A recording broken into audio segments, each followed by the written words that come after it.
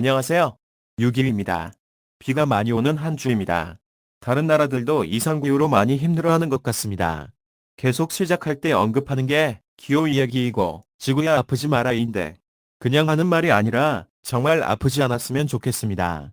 그럼 7월 8일 상승하락 시소 시작하겠습니다. 오늘 새벽 3시에 끝이 난 프랑스 2차 총선의 출구조사에서 의외의 결과가 나왔습니다. 좌파 연합이 1위를 차지했고 마크롱 대통령의 앙상블이 2위, 1차에서 1위를 했던 극우연합인 RN이 3위를 했습니다. 극우파 집권을 막기 위해 좌파 연합과 중도 세력의 대대적 후보 통합으로 위기를 극복했다고 평가받고 있으며 다행히 마크롱 대통령의 어깨는 가벼워졌고 극심한 개혁이나 변화보다는 협의에 의한 상승의 구도로 갈 듯합니다.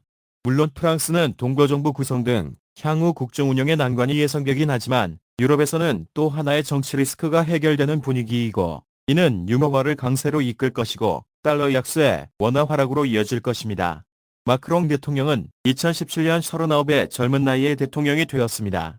공화당과 사회당이라는 거대 양당 사이에서 계파를 뛰어넘는 중도 정치를 하겠다는 것이 통했던 것입니다.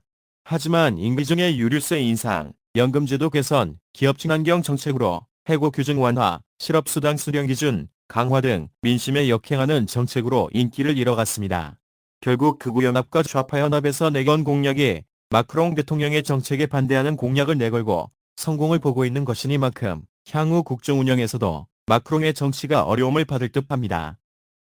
얼마 전 헬기 추락 사고로 대통령이 사망한 이란에서 새 대통령 선거가 치러졌습니다. 1차 투표에서 개혁파 후보 마수르 페제시키안이 가장 많은 표를 얻었고 다음으로 표를 얻은 강경 보스파 사이드 잘릴리 후보와 5일 2차 결선 투표에서 맞붙었습니다. 지난해 말 히잡 사건으로 사망한 여성에 대한 분노와 장기화된 경제 불황에 이란 국민들은 대체로 대선 투표는 관심이 없는 분위기이고 강경파들의 집결로 결국은 강경파 후보인 잘릴리가 당선될 것으로 예측을 했습니다. 하지만 결과는 개혁파 페제시키안이 54.1%로 대통령이 당선되었습니다. 그는 대화, 화합, 민족 화해를 촉진하는 데 집중하겠다고 했습니다. 여기서 이란의 리알화를 살펴보면 2015년 1달러당 32,000리알이었는데 최근에는 1달러당 61만 7천 리알까지 화폐의 가치가 급락했습니다. 새 대통령이 통합과 화해를 외치고 있고 향후 미국과의 관계도 우호적으로 바뀐다면 글쎄요. 여유되면 달러를 사서 이란으로 날아가 리알화로 바꿔놓고 10년 정도 놔도 볼까 하는 생각도 가져봅니다. 하지만 리알화 절하의 기폭제가 된 트럼프가 이란을 싫어하기 때문에 절대 하시면 안 됩니다. 그럼 지난주 원달러 시장과 대략적인 미국 시장의 움직임을 살펴보겠습니다.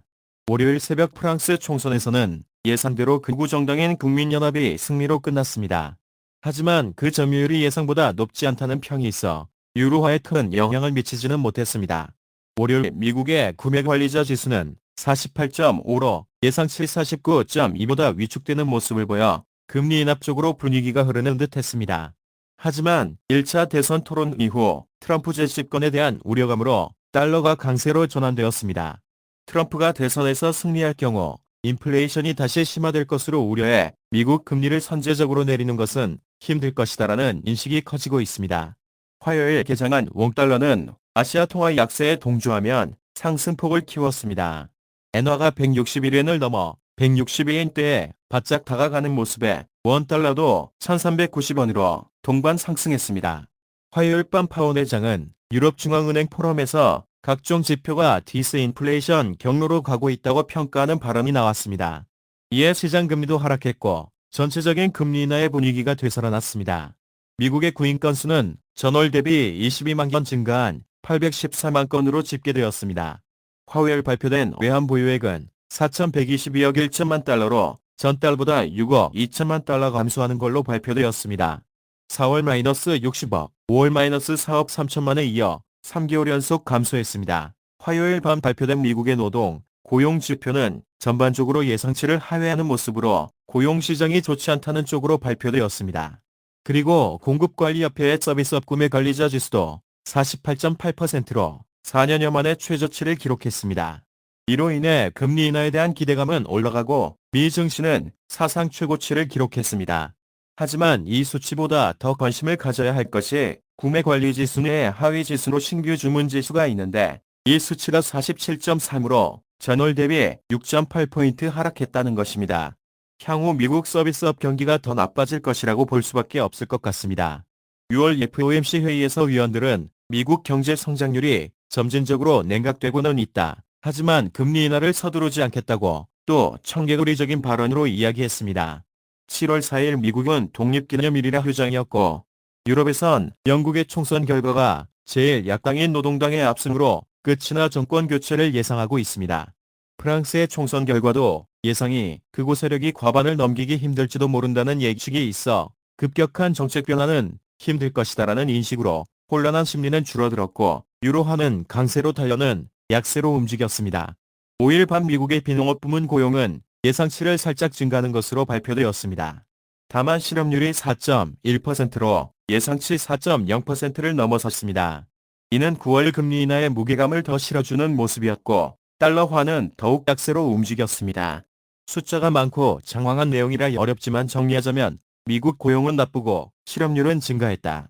결국 경기 둔화의 조짐이 보이니 금리 인하를 해야 한다. 9월에 금리 내리자라는 분위기가 큰 한 주였던 것입니다. 이번 주 주요 일정을 살펴보겠습니다. 오늘 새벽 3시에 끝이 난 프랑스 총선의 출구조사에서 좌파 연합이 1위를 차지했습니다.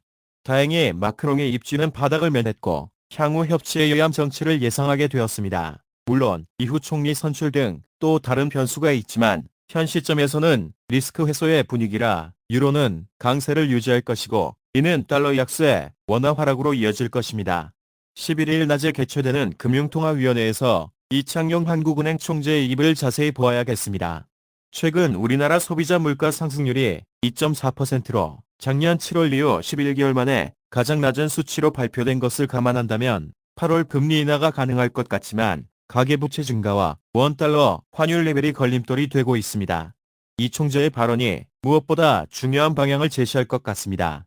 11일 저녁에 발표되는 미국 6월 소비자 물가지수가 시장 예측치와 비슷하거나 그 이하로 나온다면 금리 인상에 힘을 더하는 거라 환율은 하락할 것입니다. 12일은 미국 6월 생산자 물가지수 발표가 있습니다. 11일 소비자 물가지수는 예측이 아래로 그러나 생산자 물가지수는 소폭 증가할 것으로 예상하고 있습니다. 결국 시장은 제자리 걸음일 듯합니다.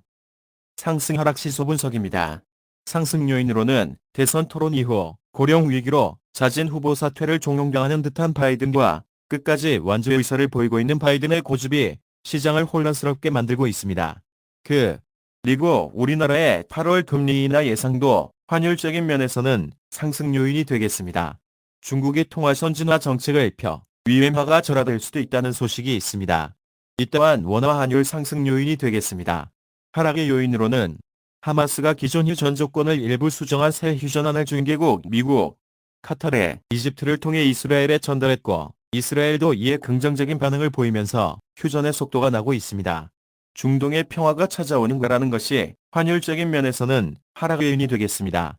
앞에서 말씀드렸듯이 프랑스 선거 소식도 유로 강세를 유지하는 것이라 환율 하락을 보이겠습니다. 이번 주에 관심 있게 지켜봐야 할 내용을 다시 정리해 보겠습니다. 결국 프랑스 선거가 끝이 났고 좌파 연합이 다수당이 되었습니다. 향후 유로화는 안정을 찾을 것인지 지켜봐야겠습니다.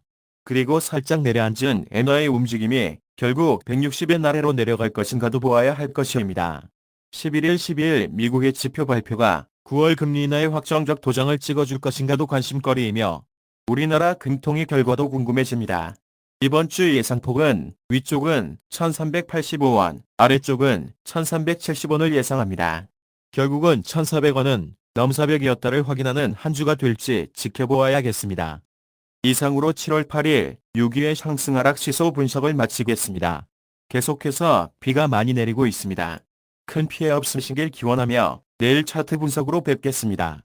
6위의 외환시장 이야기, 구독, 좋아요 많이 부탁드립니다. 감사합니다.